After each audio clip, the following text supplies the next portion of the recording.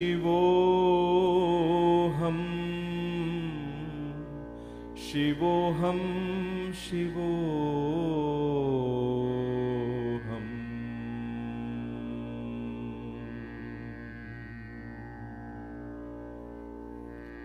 Shivoham, Shivoham, Shivoham, Shivoham.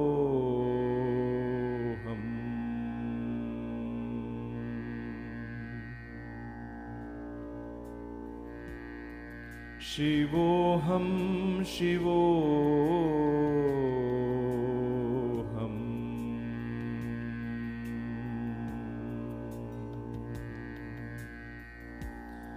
Shivoham, Shivoham.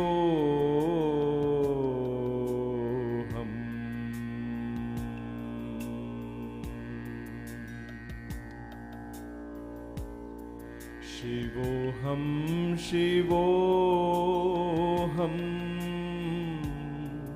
Shivoham, Shivoham.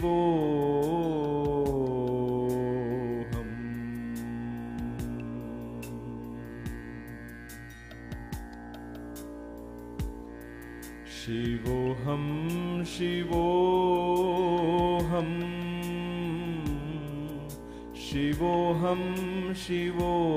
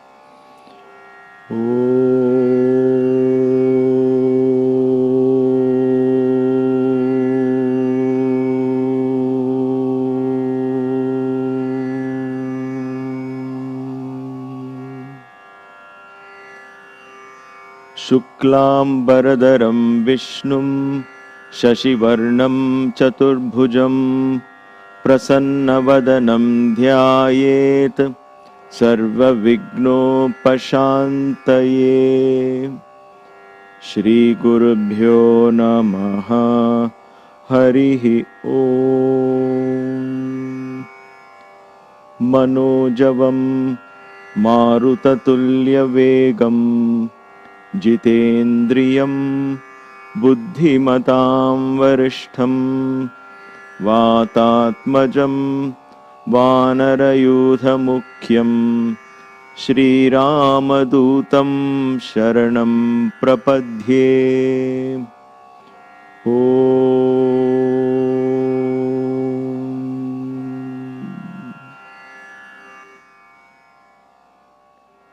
Namaste. Welcome to Kaivalya Yoga Gurukulam for another beautiful satsang and to participate in this yagna where we offer all the unwanted substance not only in our body but in our mind and spirit as well into the spiritual fire and allow Hanuman to purify our body, our minds and our spirit. So we reverentially bow to the supreme energy, life-giving prana, Sri Hanuman. We shall begin the kriyas. In the Markata Kriya, I have two more steps I'm going to introduce. So we need time for that. So today won't be the regular routine. I'll take a break to explain a couple of steps. We'll learn that and then we'll catch back again tomorrow. Let's start the Omkara Kriya to begin with. 3 Oms. Along with Om, let a lot of air escape from your mouth. Bend forward, lean forward. Hands on your thighs or on the floor. Take a weight off the back. Exhale fully. Let's begin. Swallow your saliva if that becomes an issue. Inhale. Let's go.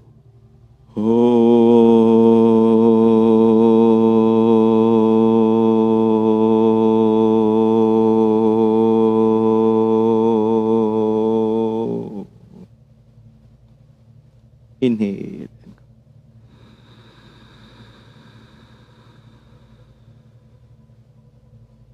Gently pull your stomach in. Mild Uddiyana Bandha in place. Lagu Uddiyana. And that bandha, which is a lock, will stay in place. All breathing happens throughout the rib cage. So don't let your stomach move in and out too much. Second Om. When you're ready, inhale. Let's go.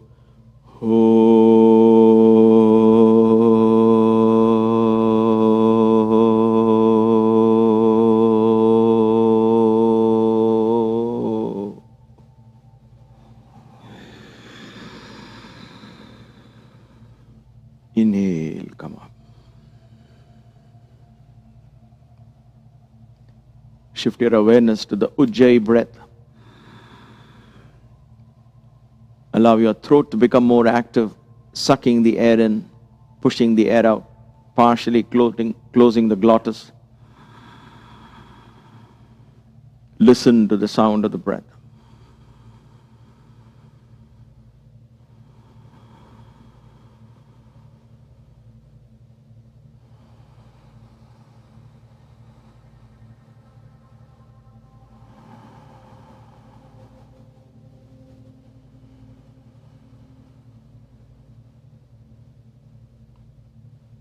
Third Om.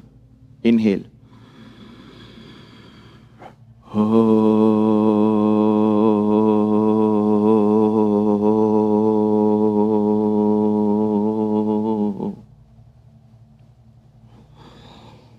Inhale, come up.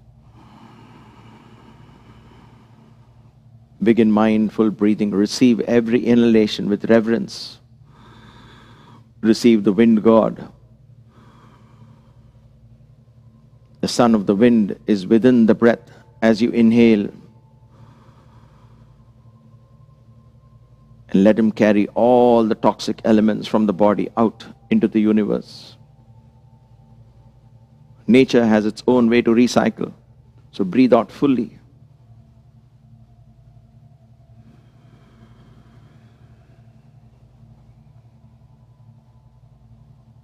Wonderful. Kaka Shuddhi, Kriya. Mouth spouted like a beak of a crow. Powerful exhalation. You're going to breathe out and then you're going to breathe in and come up. Exhale as long as you can till you can exhale no more. Then breathe in and come up. At your own pace. We do this 5 times. Do as many as you can. Inhale. Let's go.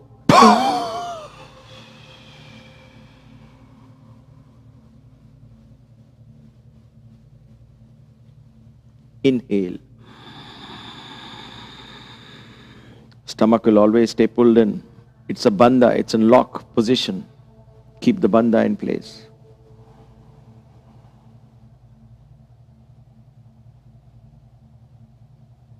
Next round. When you're ready, let's go. Inhale.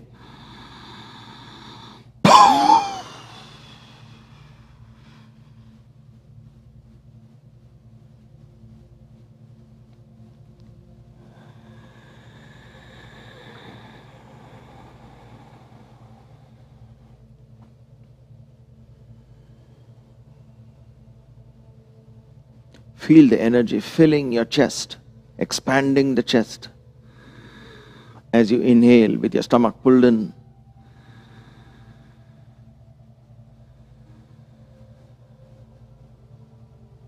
Once again, inhale.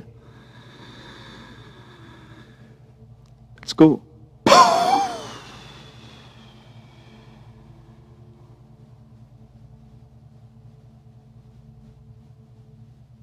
Inhale.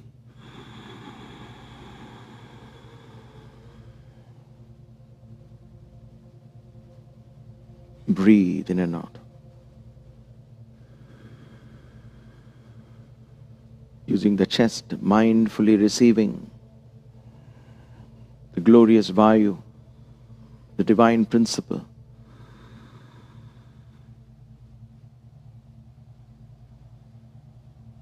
Two more to go. Inhale when you're ready. Let's go.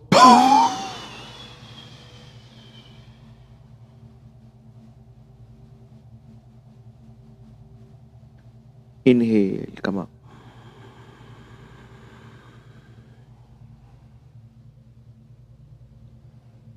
Bandha in place, Ujjayi breath going on, listening to your breath.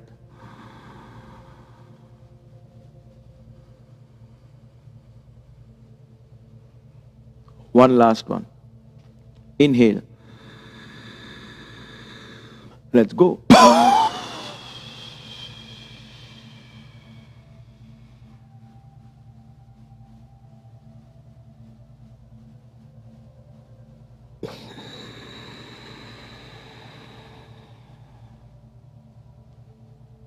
Breathe in and out a few times. Begin to focus on exhalation. Pay attention to the volume of air that is being exchanged.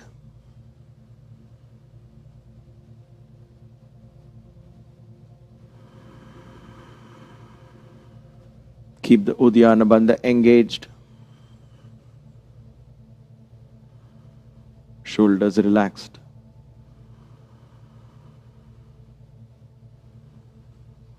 Wonderful. Agnisara. You're going to breathe out either through the mouth or the nose fully. And then pull the stomach in because it creates almost a vacuum. And then you flap the stomach in and out. And then you breathe in. Do as many as you can. The flaps, I mean. We'll do this 3 times. Let's begin. Inhale. And exhale. Empty the lungs. And begin.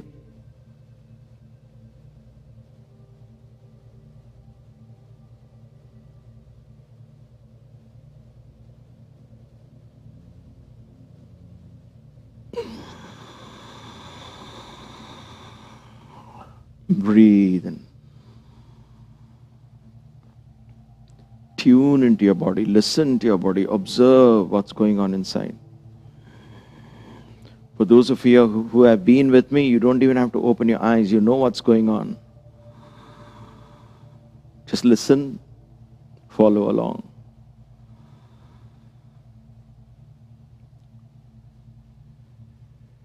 When you're ready, let's begin. Inhale. Exhale fully. Lean slightly forward. Empty the lungs and begin.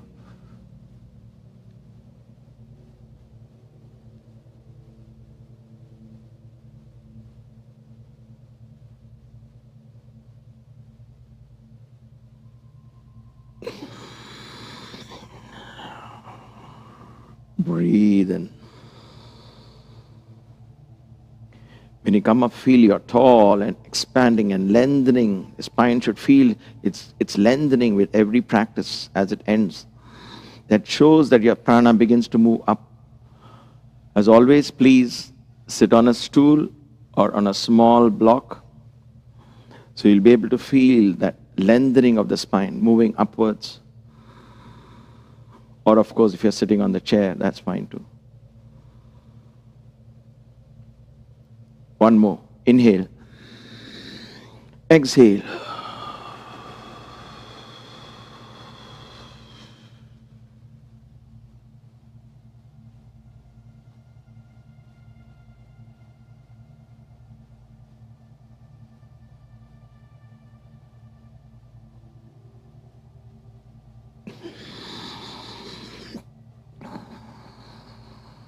Few rounds of breath. Mindful breathing. When you mindfully breathe, you are in tune with Vayu, Bhagavan, the divine energy. Listen, observe, feel.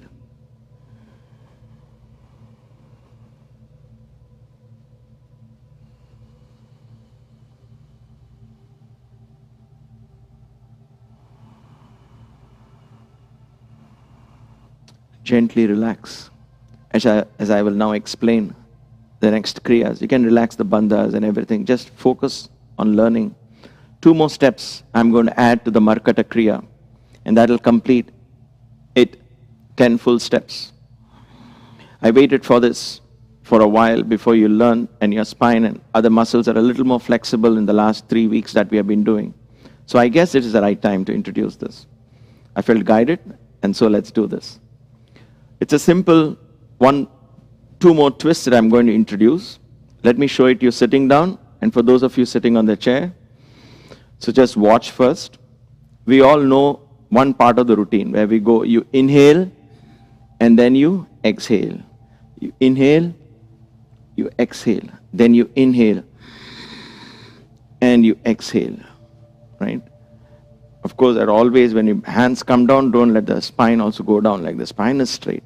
Then you inhale, then you exhale. Inhale, exhale. We are all familiar with this. You inhale and you exhale. Now I'm going to introduce 2 more steps here. I exhale. Then I'm going to inhale here, hunching my back. Like in Pranayama, I'm going to inhale. And then I'm going to exhale like so. Right hand on my knee, bend, leaning forward, I'm going to exhale. Twist. I'm going to inhale, exhale. Inhale, exhale. Then I'm going to inhale, exhale. Inhale and exhale. All right, so what did we do? After doing left, going down, I went right, I went down, and then the third one I did here. After that, I stay more or less bent. I inhale, then I exhale, and the leaning forward, I want to twist. Okay? This is a different twist than sitting up and twisting. One works on the bottom of the spine, and this works on the top of the spine. And then you inhale and you exhale again here. Then you inhale, exhale and come up. Inhale and exhale and twist. Okay? Just follow with me for those of you who are sitting here. Let me quickly show you how this is done if you are sitting on the chair. So here again, we go down like this. You're going to exhale. You inhale, right? Exhale, inhale, exhale. Now, once you go down here, from here, watch my back. I'm like this. I'm going to inhale, watch my back. I hunch my back. I inhale like this. That means I'm once again using the shoulder blades. So I inhale, and then I can use my elbow like this, press and twist. Exhale. Or you can even do this, but this is good because I get to push this and twist. Exhale. Then I'm going to inhale again, crouch, crouching tiger, right? And then exhale. Inhale, exhale. So for those of you sitting on the chair or those of you on the ground, let's try this. So if you're sitting on the ground, just this step, okay? Reach out, forward, if you're sitting on the ground. If you're sitting on the chair, do this, like so, okay? Watch my back, okay? Watch my back. You got to be hunched like this. So, assuming we did left, right, and we're done forward. Then you inhale like this. Let's do it together. Inhale, and then take your left hand down. Exhale to the right, like this. Just try it. Press this, exhale. Inhale again, hunch, crouch, and exhale. When you exhale, you want to lengthen the spine. When you inhale, you want to crouch. Can you get me on the side? I'll just show. So when you see exhaling, my spine is like this in the chair. Look at my spine. It's straight. I'm reaching out. Then I'm going to inhale. I crouch. Inhale. Then again, exhale. You see this? You want to do this. Exhale and twist. Inhale, crouch. Exhale, twist. I know it's counterintuitive because inhaling you want to expand, right? But inhaling here, why are we doing this? What are we training? This is why it's a Kriya. You have to understand, when I inhale like this, there is no room for this to move. So my inhalation will force the back of the lungs to open up. This will help in Pranayama. It will help in increasing oxygen supply. It's a very beautiful way to cleanse. Then, so You're going to exhale. You're going to inhale like this. Exhale, twist. Inhale. Just try it a couple of times. Exhale. Then you're going to inhale and then exhale and come up. Now I have to inhale. And now in the exhale, I'm going to twist straight. So this twisting is spine is straight like this. In the other one, you're leaning forward and twisting. So what happens at the end of this Kriya when we do it 5, 10 times, your lungs are completely stretched and twisted like a rolled up towel, if you will. So a tremendous amount of oxygen and cleansing happens here, right from the base of the lung. Trust me, if you do this 6 months to a year, you'll be a very different person. The tone of the skin, your wrinkles in your face, dark spots on the eyes, all of that will slowly, it's prana. Once prana begins to circulate, youthfulness, vigor, vitality, all of that returns. Of course, provided your food habits are all intact and in condition, you're not indulging in anything. So, let us try that, shall we? We will do the Markata Kriya. Now that I've shown in the chair in detail, we will do this, we will do this and we will follow along. Don't worry if you make mistakes, just playfully join in. The world doesn't come to an end if you make a couple of mistakes in breathing in and out. Okay? We'll get it. We have a many days to go and we're going to learn this. So let's do this Kriya today with added 2 steps. Okay? 3 to 4 times. Let's see how that goes. Let's sit up tall and straight. Those of you sitting on the chair, sit up tall and straight. And let's begin. Inhale. Exhale. Inhale. Exhale. Inhale. Exhale. Inhale. Exhale. Inhale. Exhale. Inhale. Exhale. Now we introduce inhale. Exhale. Twist to the left. Inhale. Crouch. Exhale. Twist to the right. Inhale. Exhale. Come up. Inhale. And exhale. Twist. Inhale. Exhale. Inhale. Exhale. All right. You might have forgotten your Uddiyana Bandha. Put that in place. That is why we are building this slowly. So don't forget that. Let's go. Inhale. Exhale. Inhale. Exhale. Inhale. Exhale. Inhale. Exhale. Inhale. Exhale. Inhale. Exhale. Inhale, crouch. Exhale, twist. Lengthen the spine. Inhale, crouch. Exhale, lengthen and twist. Inhale. Come on. Exhale, twist. Inhale. Exhale. Inhale, stop. I'll add one more slight complication, not today, tomorrow in the class. Not complication, it's the way to breathe, the way I do it. Just FYI, I'll demonstrate here the breathing part of it, how it just flows. So when we go here, you breathe out, then you breathe in, you breathe out, you breathe in, you breathe out, and then you breathe in and come up, and you go into breathing out. So we'll have to learn that carefully. Only thing is because I don't want you to struggle and get a catch or something. So that is how you do it. So you finish this exhalation here, then you inhale, come up. Now you're ready to exhale again. So twist, exhale. So these twists go this way. So we will practice that tomorrow. We'll take a couple of days for this. That's why I said the world doesn't come to an end. Just first let your body, in yoga first you allow the body to get eased into the poses, exercises, movements. Then you work with the breath. Bring the breath in coordination with the movement. That becomes complete in itself. Okay, it takes time. Then the third one is the mind is applied. And then the bandhas stay intact. When the mind is focused, what am I doing? Here, all of that, like driving a car.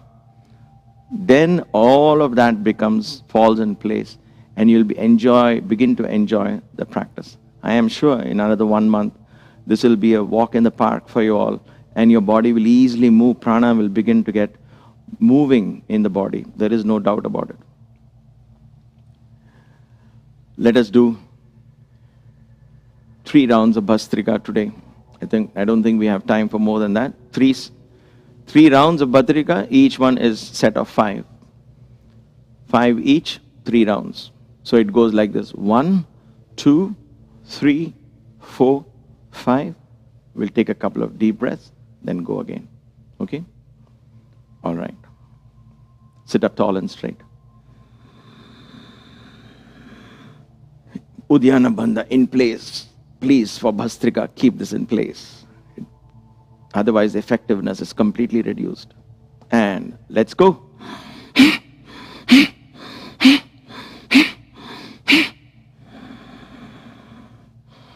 Remember, your exhalation should be much more powerful than your pulling a hand down. Don't hurt yourself here. Physically, this need not be that effective as much as your breath should be far more effective and more powerful exhalations. Couple of deep breaths. All right, 5 more. Let's go.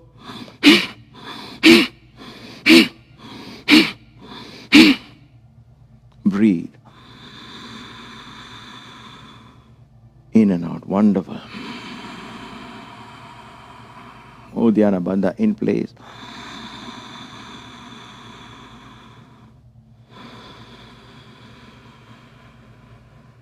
Excellent.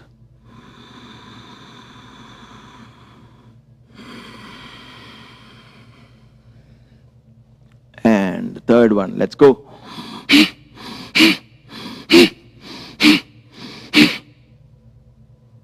Breathe.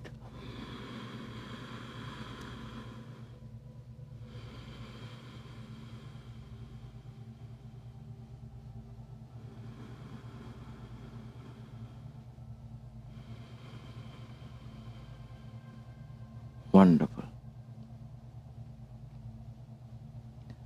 Left hand, we'll do the Kamala Kriya with the left hand. Right hand, Chandra Nadi. Close your right nostril and just the left, in and out. 4 counts in, 8 counts out. For some reason you feel the nose is blocked, it's too difficult, just go back to square one. Simple. Rama, Nama, Pranayama.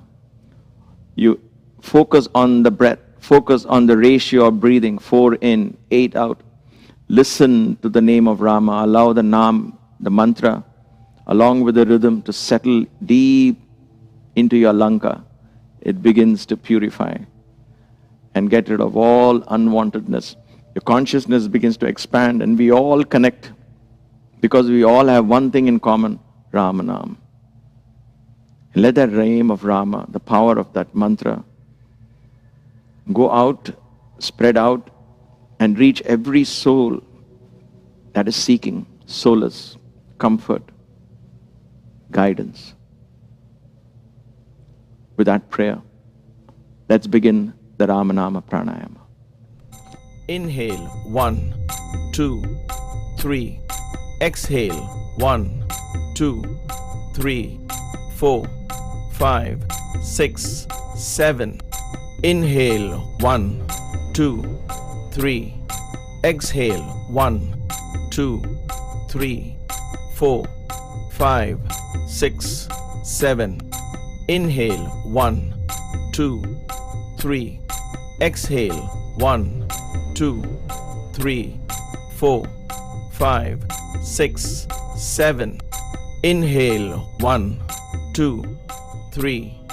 Exhale, 1, 2, 3, 4, 5, 6, 7. Inhale, 1, 2, 3. Exhale, 1, 2, 3, 4, 5, 6, 7. Inhale, 1, 2, 3. Exhale, 1, 2, 3, 4, 5, 6, 7. Inhale, 1, 2, 3. Exhale, 1, 2, 3, 4, 5, 6, 7. Inhale, 1, 2, 3. Exhale, 1, 2, 3, 4, 5, 6, 7. Inhale, 1, 2, 3. Exhale, 1, 2, 3, 4, 5, 6, 7. Inhale, 1, 2, 3. Exhale, 1, 2, 3, 4, 5, 6, 7. Inhale, 1, 2, 3. Exhale, 1, 2, 3, 4, 5, 6, 7. Inhale. Exhale.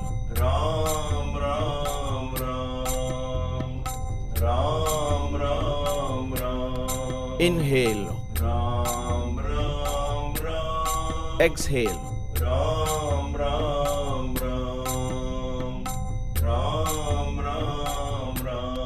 Inhale. Exhale.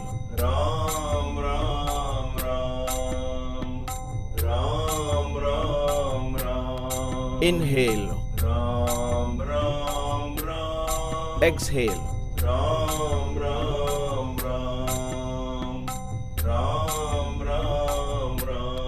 Inhale. Exhale.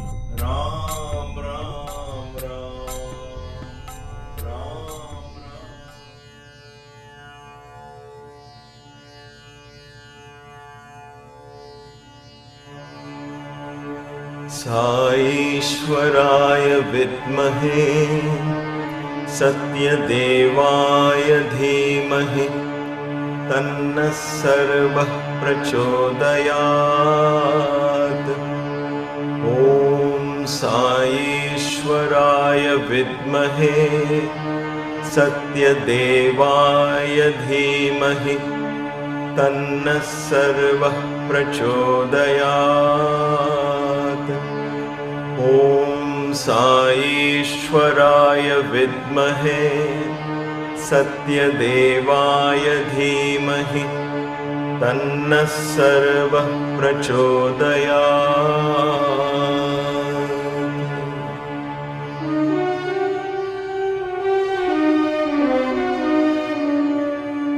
Shriram Ram रामेति रमे रामे मनोरमे सहस्रनाम तत्तुल्यं राम नाम वरानने। श्रीराम राम रामेति रमे रामे मनोरमे सहस्रनाम तत्तुल्यं राम नाम वरानने। श्रीराम राम रामेति रमे रामे मनोरमे सहस्रनाम तत्तुल्यं राम नाम वरानने।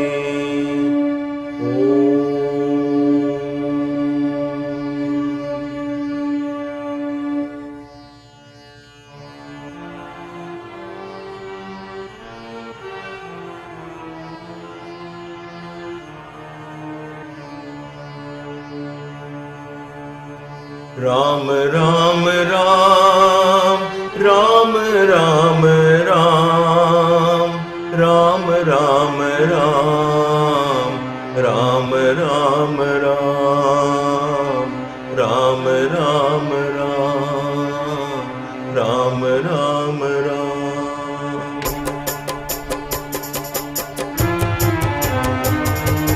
Ram Ram Ram, Ram Ram Ram, Ram Ram Ram, Ram Ram Ram, Ram Ram Ram, Ram Ram Ram, Ram Ram Ram, Ram Ram Ram,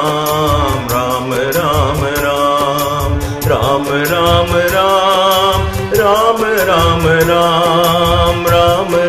Ram, Ram Ram Ram, Ram Ram Ram, Ram Ram Ram. Veera Maruti, Veera Maruti, Gambhira Maruti, Veera Maruti, Gambhira Maruti, Veera Maruti, Gambhira Maruti, Veera Maruti, Gambhira Maruti, Dhira Maruti, Ati Dhira Maruti, Dhira Maruti, Ati Dhira Maruti, Dhira Maruti, Ati Dhira Maruti, Veera Maruti, Gambhira Maruti, Veera Maruti, Gambhira Maruti, Ram Ram Ram, Ram Ram Ram, Ram Ram Ram, Ram Ram Ram, Ram Ram Ram, Ram Ram Ram, Ram Ram Ram, Ram Ram Ram, Ram Ram Ram, Ram Ram Ram, Ram Ram Ram, Ram Ram Ram.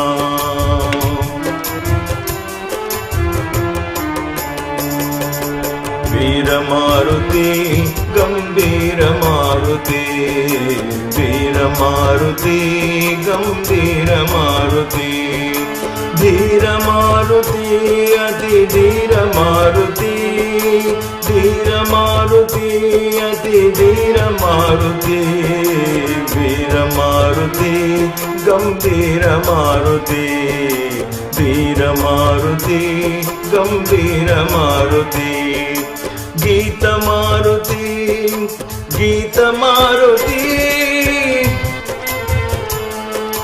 Gita Maruti, Sangeeta Maruti, Gita Maruti, Sangeeta Maruti, Gita Maruti, Sangeeta Maruti, Duta Maruti, Rama Duta Maruti, Duta Maruti, Rama Duta Maruti, Bhakta Maruti, Parama Bhakta Maruti, Bhakta Maruti, Parama Bhakta Maruti, Dhira Maruti, Ganadhira Maruti, Veera Maruti, Gambhira Maruti, Veera Maruti, Gambhira Maruti, Ram Ram Ram, Ram Ram Ram, Ram Ram Ram, Ram Ram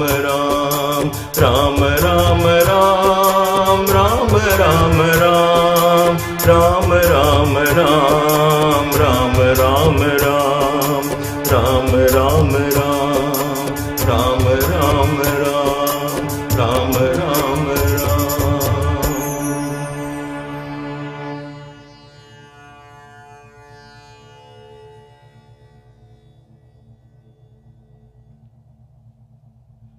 Namaste. For those of you who have just joined the Satsang, welcome. This is the first time I was singing this bhajan, so I guess my practice was not enough today. So I apologize if I messed it up a little bit. We are ever so grateful for being able to host this Satsang. I say this every day and my heart is filled with gratitude and I feel like I'm saying it for the very first time. Thank you all for your participation. Thank you for joining in this so we can allow the name of Rama to reverberate in the space, in the Akasha, and may it reach every soul who needs it. In today's Satsang, in today's Yagna, we will not read a new verse, a new chapter, but we will ponder over what we studied yesterday and what we chanted yesterday. Because we are at a very important part in that, and my conscience didn't allow me to proceed. Plus, I got 3 or 4 emails and quite a few text messages via WhatsApp with questions, comments, and so on. So I thought it is important that we go through some more points that I wanted to share so that we are all on the same page and you begin to see clearly the perspectives that I have hoped to share in that 10th chapter of Ravana's, where Hanuman meets Ravana. So let us go to that. Let us go to those slides and we'll see. So what were the highlights? The highlights of this chapter, the first thing that we came across was Hanuman stumbles into Ravana for the very first time. So somebody asked, how did he recognize Ravana? I think that's a very good question. It never struck me. But I guess with Hanuman and those days, the qualities of a person, the energy and the vibrations of the person make you recognize them instantly, especially if you're looking for somebody like that. Then you will immediately recognize that person. Your gut feeling, your intuition, if you will tell you this is that person. And there is no doubt about it. It is these days that we need a photograph and we rely on all external evidences rather than our intuitive feeling. We have not developed intuition, so we don't even know if we can trust it. Nevertheless, Hanuman is a very, very, very wise Vanara with a very heightened consciousness, and therefore he would know by the vibration of Ravana's presence, he would know that this must be Ravana. This has to be Ravana. Now, in the course of the description of Ravana's breadth and arms, there was one more point that was also brought to me by 2 or 3 messages, and I think it's important that we touch upon, and that is, there is a mention of Valmiki. You must have noticed if you paid attention and listened to those verses and read the English transcript, that, or rather the translation, there was a mention of a white umbrella over Ravana's couch or Ravana's bed. And it needed attention because it's 1 or 2 verses are dedicated by Valmiki. Now, an umbrella here in this particular case and in the traditional set of the kings and the courts, every throne has an umbrella over him, the bed has an umbrella over him. This umbrella signifies kingship, lordship, right? So in Ravana's bed, that umbrella signifies a sense of lordship. A lordship over what? Over all the achievements by the senses. That is the lordship. So I am rich, I worked hard, my business went off very well, I made a lot of money, I bought my home, I bought my cars, and I have all of this accumulation. So an umbrella is over your head. So that is a sign of your lordship. But the lordship this is nothing to do with the jiva. This has nothing to do with Hanuman, the jiva in us, the prana in us, the soul in us, has nothing to do with it. It's just learning something out of these experiences. But whether you succeeded or failed, whether you are rich or poor, none of this affects the I in you. There's watching, observing. And that learning that comes in through an unconscious pattern, through the chitta, the learning seeps and the I begins to grow more and more with every birth, depending on how we receive these life lessons. Still, the I merges into the infinite. That's when we don't get born again, right? So that learning goes on. The I itself, in us, the I, right? That I in us is not really affected whether you are rich or whether you're poor, whether you succeeded or whether you failed. The I is not. The I is watching and learning from how we respond to these situations. If I've expected something in life and that didn't happen, and I say, oh gosh, I'm a failure, I might as well end my life, and these kind of things where youngsters think of that as a way out these days. And it's heartbreaking.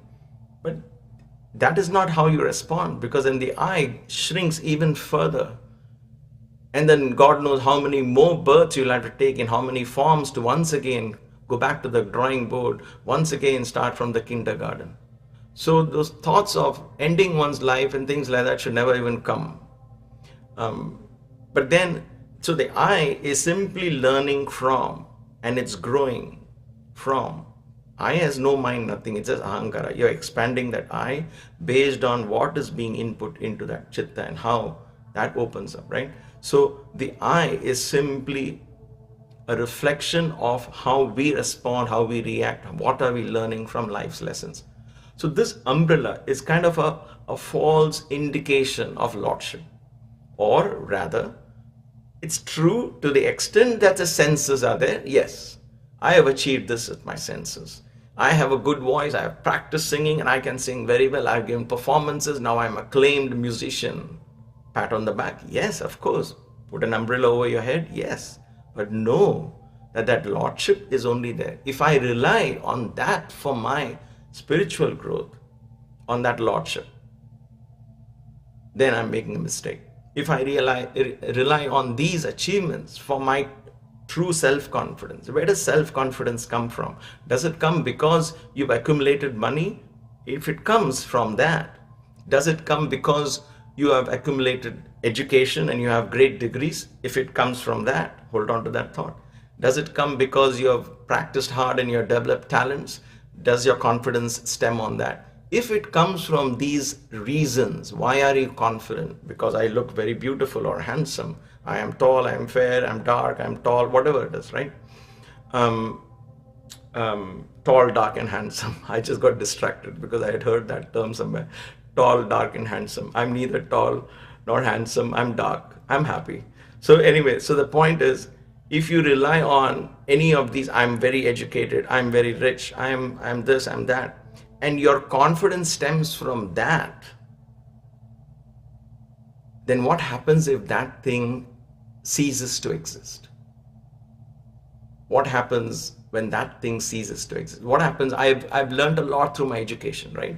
And then, but my career is not opening up there, and I'm forced to take another career, which is completely opposed to what I never learned that. But life sometimes teaches us very hard lessons. So I might have learned something, I might be getting into something else. Now, where does my confidence therefore come from? If I'm relying heavily on my degrees and certifications, then all of that becomes zero. Then my confidence crashes because I have nothing to rely on. The same thing with my talent. What happens if the talent goes away? Does my happiness and my confidence, everything is so relied on that? Oh my gosh, I used to sing so well, I used to paint so well, I used to dance so well, now I can't do that anymore. Does that leave a gaping hole inside of you?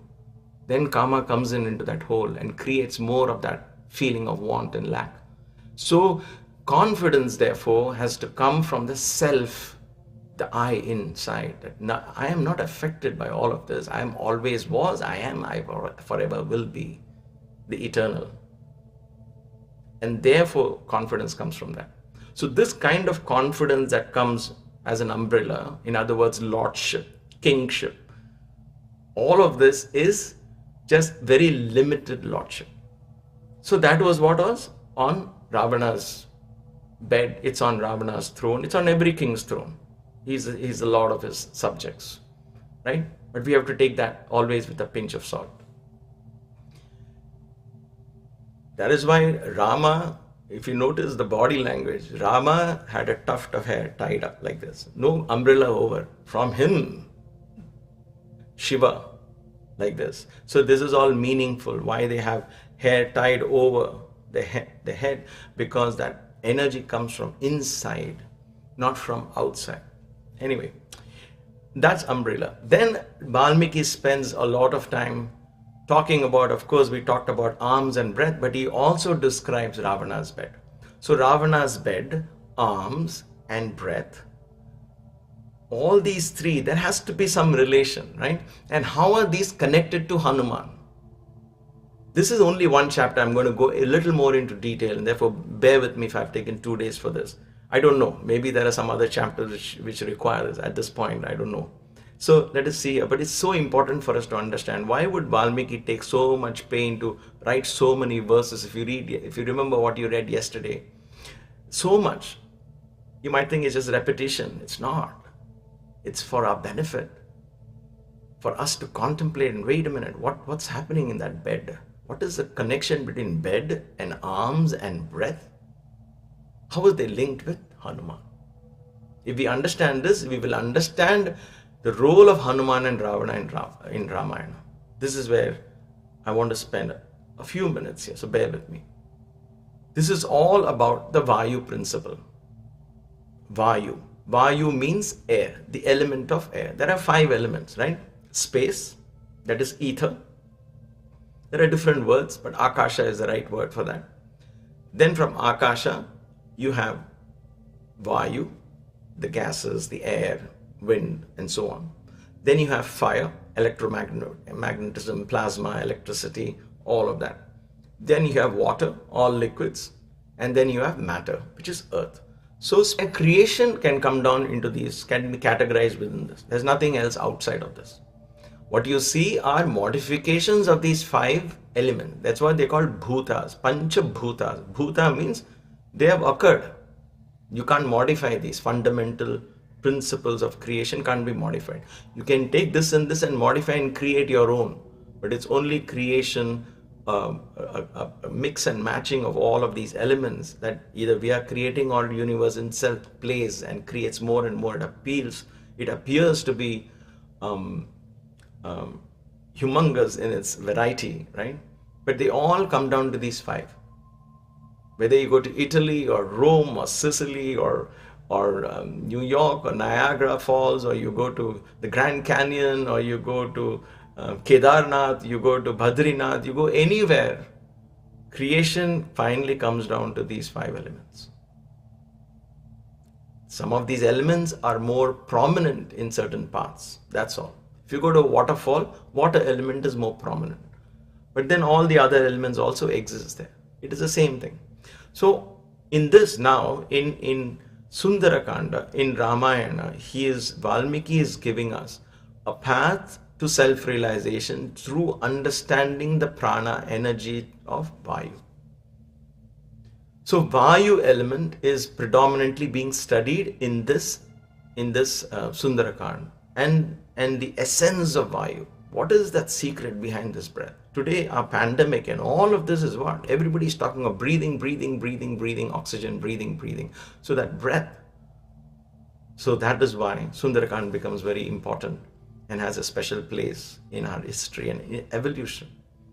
So in this Vayu, the way we understand, it affects our karmendriyas. Karmendriyas are organs of action. Like I said yesterday, organ of action. Somebody said, can you explain that a little more in detail? So I'm taking that because this is that important part to understand. So organ of action through Vayu. Vayu means what? Vayu creates movement. Right? Wherever there is wind, there is movement. In there is vacuum, there is no movement. And hence there is no air. Right? So when there is movement, there is air. Okay? So where there is movement, and in our body, one of the organs that predominantly, not the only, predominantly reflect this action of movement is hands. You see, when we talk, first thing moves is the hand, not the leg, right? Or not the whole body. That is when you dance and all of that. The whole body moves and everything. But otherwise, your hands move. When you come out of Shavasana, let us say if you're yogic practitioners, you do deep Shavasana. The first thing that you come out of Shavasana, your hands, fingers will move. Sleep, first thing in the morning, when you're waking up, along with your breath, your fingers will first move. Then only every other part of the body will move, right? So movement, life force, that is why in Pulse, they do the fingertips, you know, this truth machines that they have. They will put you on this polymer tests and find out if you're saying the lies or truth. How do they discover that? Because the tips of your skin can convey that. It is so sensitive to the slightest movements and changes in your brain, in your thought process. So your fingers, your hands are the organs of action directly, to a large extent, connected to the breath. Okay? If you want to control your breathing, if you're stressed always pay attention to your fingers. That is why we hold somebody's hand. Don't be, I'm here for you. Hold somebody's hand. We say, God, hold my hand. We feel comforted when somebody holds a hand in the hour of need, because hand calms the breath down. Okay, the same hand can cause harm also. So it's a double-edged sword. So organ of action that is related to the Vayu element in our body are the arms. So it's not just the fingers and the arm, the entire arm. All of that is the organ of action. But more importantly here, we pay more attention to the fingers. Okay, so that is the organ of action. Now Vayu comes to us in another way also, the subtler one, the sense of perception. It's called the organ of perception. The organ of perception is called Jnana Indriyas, because this organ is not a physical organ. It's inside the brain. It's a sensory organ. It senses. What is that? The sense of touch. Sparsha. So when wind blows, you feel it on the skin. When you touch something soft or touch something hard, how do you know soft from hard? Because the skin gives you that information, right? And that is because of the wind. Because of the wind element, we are able to feel that. So the sense of touch is connected to the Vayu element. When you want to know if somebody is alive or not alive, you first touch. You see, but you're not sure, right? Sight does not give you that real 100% proof. Then you touch and feel for the pulse. Your touch signifies whether Vayu is existing or not. So touch and Vayu are very closely connected. So Vayu element connects to the touch. So like that, there are 5 senses of perception and all that. This is what we are studying in Kaivalya Marga class. This is it. This is the secret of who we are and how we are connected to the universe. So imagine a part of the universe enters you with inhalation, takes a part of you and disperses it to the universe out again. Right? So Vayu has got Karmendriyas, Jnanendriyas, the arms and the touch. Let's remember that. Okay? So this is why when we do puja, when we use flowers, touch flowers, and when we offer worship, it's important to touch. Even food, it is important to touch with your fingers. Do I do that often? To be very honest, no, not nowadays. But I try my best. I feel the food first with my fingers, so it gives me that rasa. It sends messages to my brain what kind of food I'm going to expect.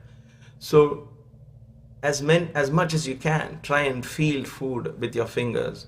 Eat if you can with your hand, because that in turn enables healthy Vayu in you.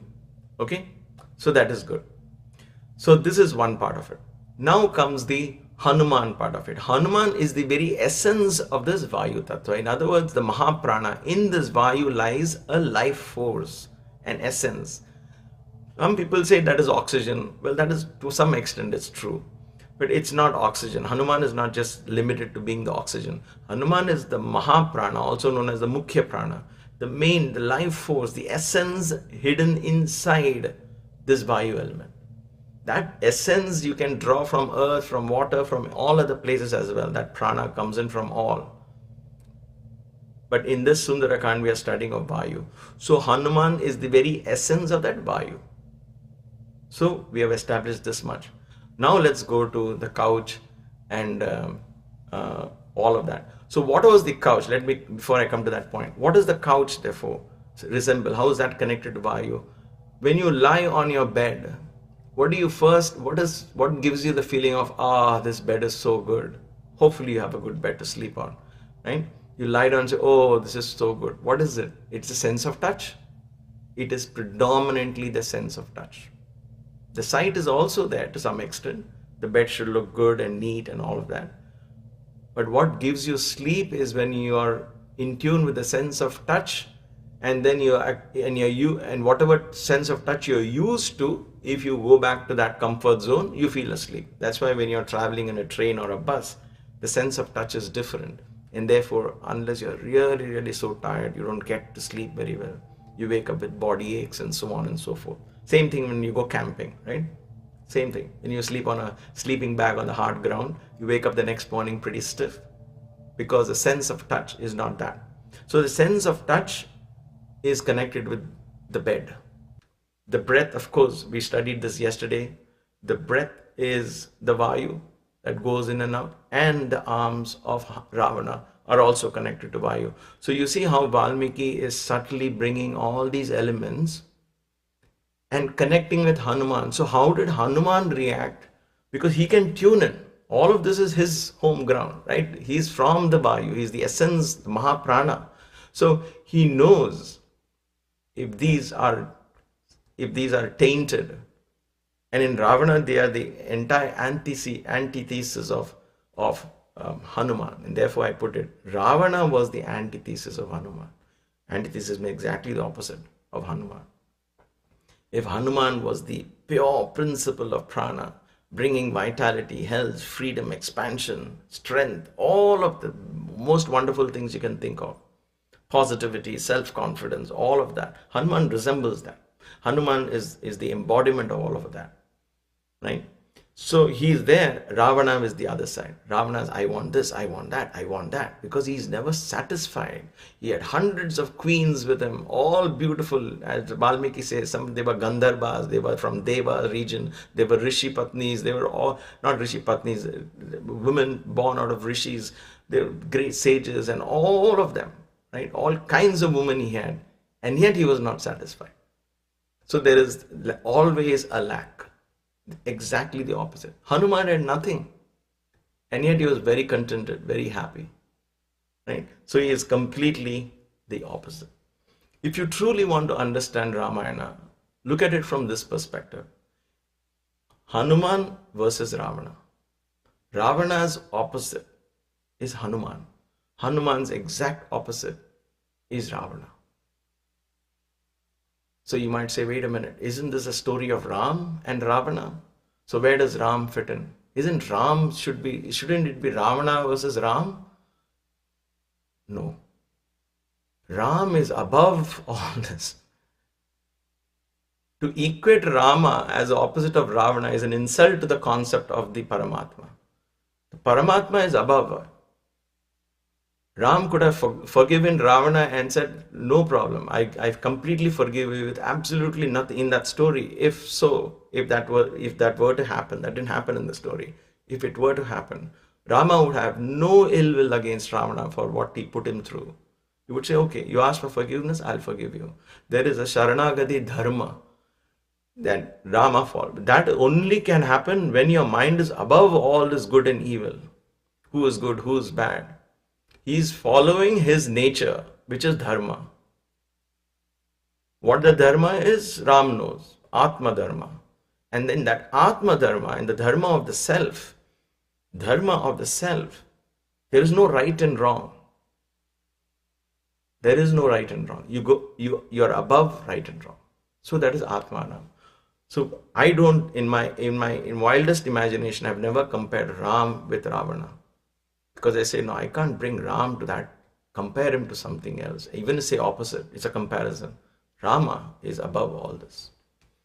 Hanuman, yes. Because Hanuman recoils. Hanuman is the one who's active. Hanuman is you and me. Hanuman is the one who wants to reach Rama. Hanuman is the one who's bringing Rama and Sita together. He represents us. He represents our journey, our search for this truth for Mother Sita. He represents our passion, our devotion to bring these two together. And Ravana, who is also in us, begins to, he is the one who creates the world of illusion and traps us in there. So we have a Hanuman and Ravana in us. The more we meditate on Hanuman, the more we pray to Hanuman, the more we glorify his qualities, the more Hanuman will awaken in our consciousness. That's why I keep saying we invoke Hanuman. He awakens in the consciousness. When he awakens, there is no room for any lack and no kama or kama as Ravana stands. We talked about it yesterday. All of that goes away. So this is something we have to understand. There is another, and so this is one part I really wanted to make clear where we are in Sundarakand at this moment. Because if you see the subtleness in Ramayana's story, Hanuman is an amazing role model, and I'll come to that. Hopefully, I'll remember that. Let's see. So here, towards the end of that, you will also see. You would have also remembered reading two verses where Hanuman sees Ravana's chief queen Mandodari, and then he thinks she is Sita, and he begins to rejoice. It's an important lesson for you and me, and what we experience as well in our journey in spirituality. We get spiritual experiences and we feel, oh my gosh, my kundalini is awakened, I've got this, I've got that. We begin to rejoice and celebrate when we blog about it and we talk about it and we say, oh gosh, what a lovely experience, what a great thing it was. What was that? Oh, wait a minute, that's just one of the queens of Ravana. It could be Mother Sita, I'm not denying. But even Hanuman gets fooled for a moment, momentarily. He thinks this is Sita. And Valmiki says he brings out his monkey nature. He jumps up and down. He's very happy, it seems. That's what happened to us too. For us, certain experiences begin to resemble spiritual experiences. That is why when I used to write letters to Baba about experiences, he would get so angry and jokingly and insultingly tell me, hysteria ra, niki hysteria. Hysteria means, you're just hyper, hysteria. And niku hysteria, pichi vadanu, monkey mind, and hysteria. I could never understand. I said, these are spiritual experiences. Shouldn't you as a guru be encouraging me? Why are you putting it down? And then in one of the conversations, he said very beautifully, experiences mukhyam kadu. Experiences are not important. The lessons behind those experiences are important. I know what that occasion is, but I don't want to get into that because it's a personal, beautiful occasion that was. So experiences mukhyam kadu. The lesson that is in that experience, is that lesson going to transform you? Are you a different person today than yesterday because of that experience? If it is not, drop that experience, move on. Simply a tingling sensation on your spine or your hair standing on the head, those are nice experiences, but ignore them. They are not Mother Sita. When Mother Sita, you get the darshan, you will not look back. It's a very different experience. Hanuman therefore sees Mandodari and thinks she is the one and begins to rejoice. Of course, he's going to very quickly say, oh gosh, how foolish I was. How can I think that she is the one who can do this? This is important for us to understand. Okay, so I wanted to bring that. Now, my last few words on this chapter. And after this, we'll invoke and do the Hanuman Chalisa. We are not doing the verses again because we just finished it yesterday. So my final words on this chapter. Somebody asked me this question and I thought I must address it. Kama, we said, is the inherent breath of Ravana, and every desire is a reflection if the desire comes from a place of inherent lack.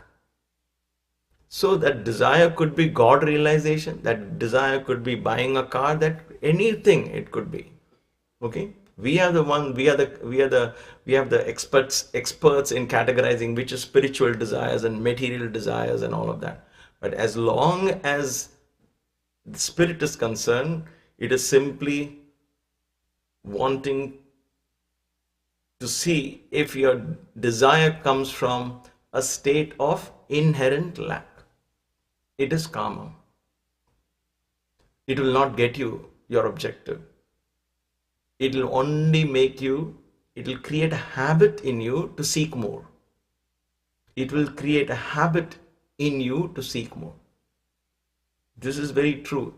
Our ego doesn't like to accept it. It took me many years to understand what Jesus meant by even a camel can go through the eye of a needle, but then it is easier. Let me put it this way. I hope I say it correctly. It is easier for a camel to go through the eye of a needle than for a rich man to enter heaven, the gates of heaven. This is the words of Jesus, right? More or less. So he's not against a rich man, so don't take it literally. What it means is, because of money accumulation, as an example, the mind is habituated to keep accumulating. Oh, I need more, I need more. Yeah, I got this, but I need more, I need more, I need more. It just becomes nature for that person. And therefore, to give that up becomes very difficult. And when you say, I need more, the chitta registers, I don't have enough. Therefore, I need more, right? What is the cause of I need more? Because I don't have, I need more. So, if that is our approach, even in spirituality, then it becomes the source of that is karma. So we will be fooling ourselves if we say we are practicing devotion. But there is an inherent lack. Why? Because when you think of your guru, God, if you think, does your mind completely fill with bliss? Or you say, where are you? I'm missing you. I need your grace. And if there is a sense of that distance between you and your ideal, your chosen one, your name and form, Krishna, Rama, Jesus, Buddha, whatever it is, if you feel there's a distance, then that feeling is karma. If the karma is creating that desire, and the karma thrives on that, and we think it is devotion. That is important. So what is therefore, then what is the answer then? What is the answer? What is the how can I replace karma with what? Simple word, but very, very powerful energy. Bhakti.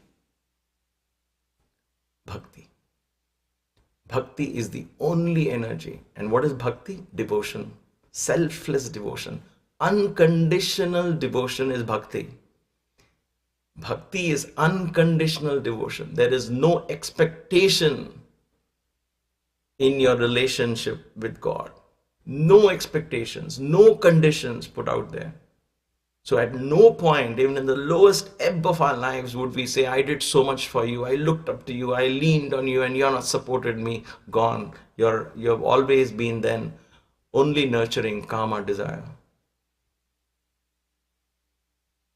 Look at Hanuman and understand bhakti from him, which is why when he saw Ravana like this, he jumped in fear and stepped back. He said, this is not something I will not deal with. I don't want any of this in me. There was no mamakara in Hanuman. There was no mine. I want, what is in it for me? What am I going to get out of being an instrument of Rama? All of this was zero, completely zero. He didn't mind being the most humble servant of Ram. Later on, you will see when Sita says, who are you? He says, I am just a simple servant of Ram. If I can do this, imagine how many much more powerful people than me can do so much more. So don't be afraid. We'll all come and rescue you. He's telling Sita. Rather than telling what all he can do, he's telling, I'm just a simple, ordinary messenger of Ram. Humility there is not, it's natural there because of bhakti. There is no element of this. I am doing this, I need this recognition, I need this kind of a thing. All of this that we are today nurturing in our society, broadly speaking. Of course, there are exceptions in every field, in every person. But broadly speaking, education, all of this is nurturing a false sense of pride, a false sense of ego, a false sense of, all of that is Ravana energy. Where is the Hanuman energy? Where is bhakti? And therefore, even in bhakti, we are only creating a lack.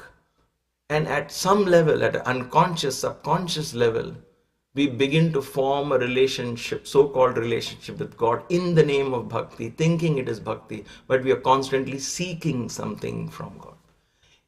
And if there is a guru who says, I have nothing to give you, then we say, chalo, koi kaam nahi hai iska. Right? There's no use of him. I need somebody who can say, I'll give you liberation, I will give you this, I will give you that. Then yes, we'll go there. Because there are conditions attached. We have been trained to think like that. Karma is so deeply inherent in our system. So the wanting principle, wanting, that is the ceiling on desires Baba talks about. Baba talks about ceiling on desires. Put a ceiling on that. Means stop wanting. Just stop it. Stop. Vibhishana, abort. Abort the want. Don't want anything. I don't want. Then what happens? Stop wanting and watch the miracle unfold. When you stop wanting, Hanuman begins to come up. And when Hanuman is there, Ram is there, everything is there. All energies were in Hanuman. That means that you and I have the entire universe in us. What is there to want? It is our wrong thinking and wrong perception that have created a wrong reality that in turn gets more and more real to us.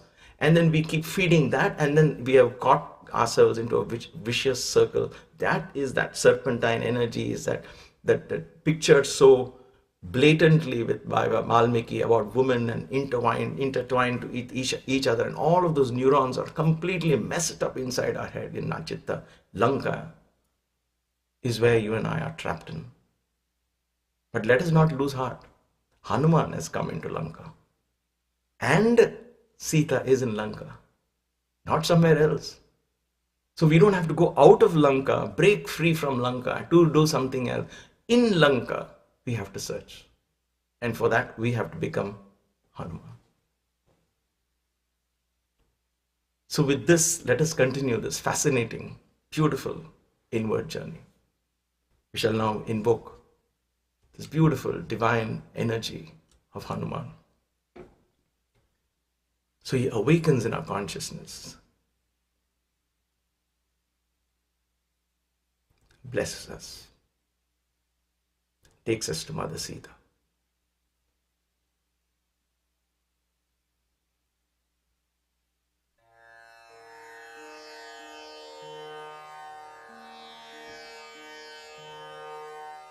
Om Bhuh Purusham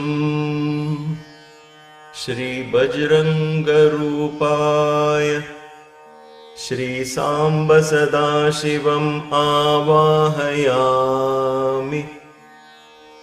Om Bhuvah Purusham Shri Maruti Rupaya Shri Samba Sadashivam Avahayami. Om Suvah Purusham Shri Chiranjeevi Rupaya Shri Samba Sadashivam Avahayami. Om Bhurbhuvah Suvah Purusham Shri Ramaduta Hanuman Rupaya Shri Samba Sadashivam Avahayami. Om.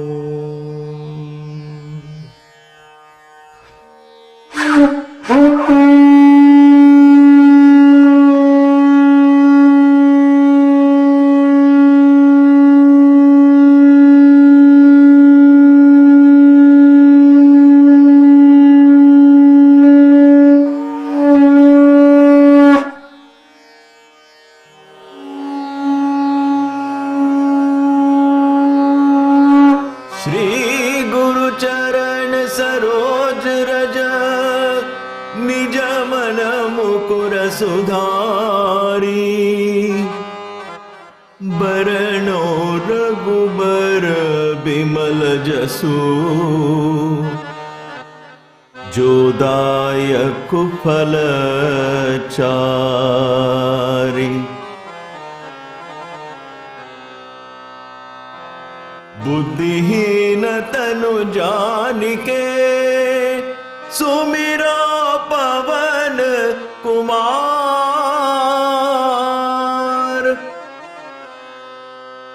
बल बुद्धि विद्या देहु मोहे हरहु कलेश विकार।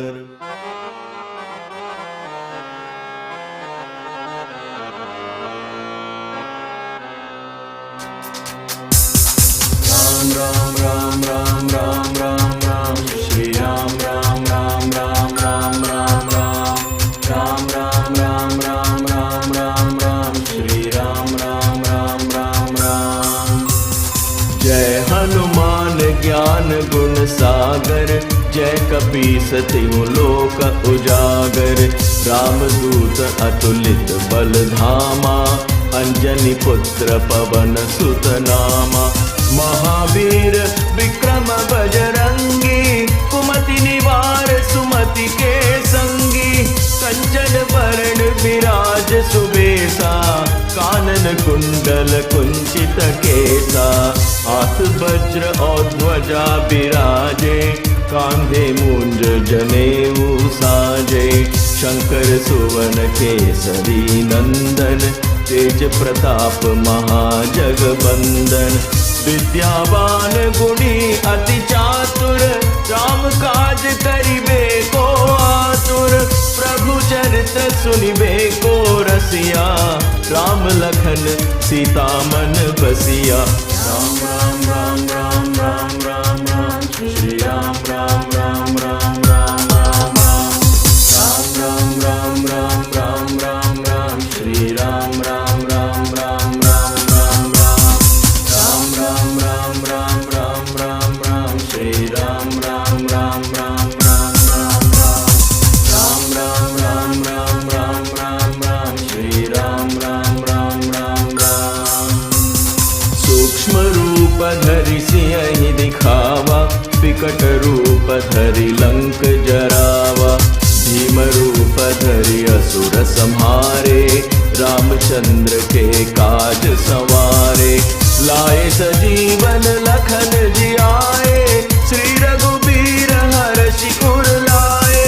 रघुपति कीन्ही बहुत बड़ाई, तुम मम प्रिय भरत ही सम भाई। सहस बदन तुम्हरो जस गावे, अस कहि श्रीपति कंठ लगावे। सनकादिक ब्रह्मादि मुनीसा, नारद सारद सहित अहिता। जम कुबेर दिगपाल जहाँ ते, कवि को विद कहि सके कहाँ ते। तुम उपकार सुग्रीव ही कीन्हा, राम मिलाए राजपद दीन्हा। राम राम राम राम राम राम राम, श्री राम राम राम राम राम राम राम राम राम राम राम राम, श्री राम राम राम राम राम राम राम राम राम राम राम राम, श्री राम राम राम राम राम राम राम राम राम राम राम राम, श्री राम राम राम राम राम। तुमरो मंत्र विभीषण माना, लंकेश्वर भय सब जग जाना। जुग सहस्र योजन पर भानु, लियो ताहि मधुर फल जानू। प्रभु मुद्रिका मेलि मुख माही, जलधि लांघि गए अचरज नाहि। दुर्गम काज जगत के देते, सुगम अनुग्रह तुम्हरे देते। राम दुआरे तुम रखवारे, होत न आज्ञा बिन पैसारे। सब सुख लहे तुम्हारी सरना, तुम रक्षक काहू को डरना। आपन तेज संहारो आपे, तीनों लोक हाँकते कापे। भूत पिशाच निकट नहीं आवे, महावीर जब नाम सुनावे।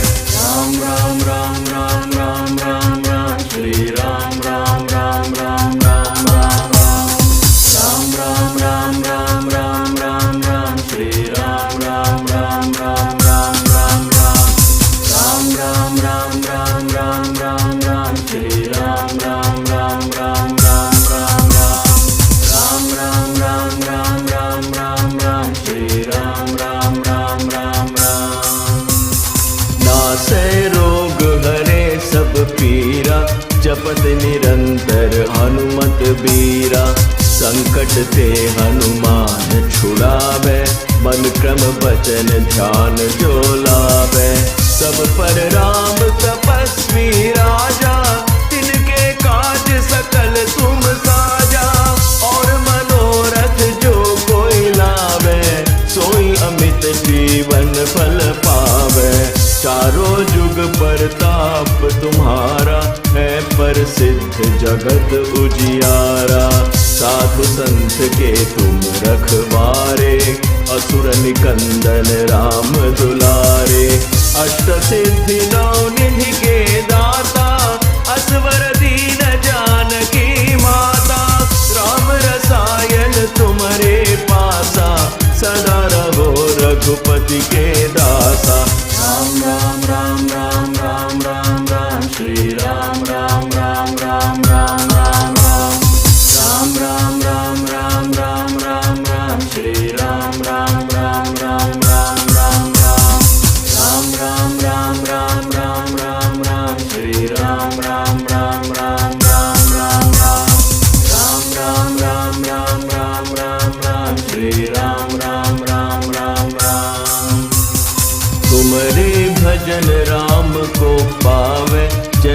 जन्म के दुख बिसरावे। अंतकाल रघुबरपुर जाई, जहाँ जन्म हरि भक्त कहाई। और देवता चित्तन धरई, हनुमत से सर्व सुख करई। संकट कटे मिटे सब पीरा, जो सुमिरे हनुमत बलबीरा। जय जय जय हनुमान गोसाई, कृपा करहु गुरुदेव की नाई। जो शत बार पाठ कर कोई, छूटहि बंदी महासुख होई। जो यह पढ़े हनुमान चालीसा, होए सिद्धि साकी गौरीसा। तुलसीदास सदा हरि चेरा, की जय नाथ हृदय महाडेरा। राम राम राम राम राम राम राम, श्री राम राम राम राम राम राम राम। राम राम राम राम राम राम राम, श्री राम राम राम राम राम राम राम। राम राम राम राम राम राम राम, श्री राम राम राम राम राम राम राम। राम राम राम राम राम राम राम, श्री राम राम राम राम राम। पवन तनय संकट हरण, मंगल मूर्ति रूप। राम लखन सीता सहित, हृदय बसहु सुरभूप।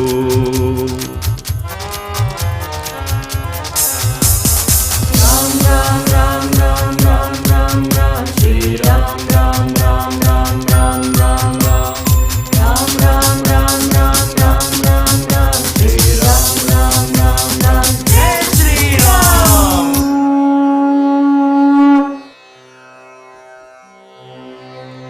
समस्त लोका सुखिनो भवन्तु, समस्त लोका सुखिनो भवन्तु, समस्त लोका सुखिनो भवन्तु।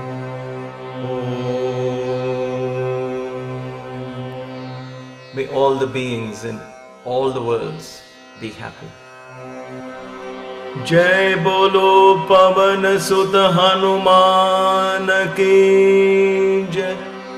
सियावर रामचंद्र की जय। सतगुरु साईनाथ महाराज की जय। नमः पार्वती पतये, हर हर महादेव।